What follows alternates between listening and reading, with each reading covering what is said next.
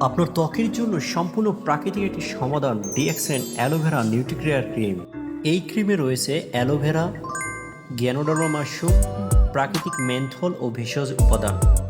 এটি ত্বকের রোদে পোড়া ও জ্বালাভাব দূর করে, ত্বকের পোড়া, চুলকানি ও ইনফেকশন কমায়, ত্বকের রুক্ষতা ও ফাটা দাগ দূর করতে সহায়তা করে। এই ক্রিমটি আপনি ব্যবহার করতে পারেন মুখে, হাতে, এমনকি পায়ে যেখানে প্রয়োজন।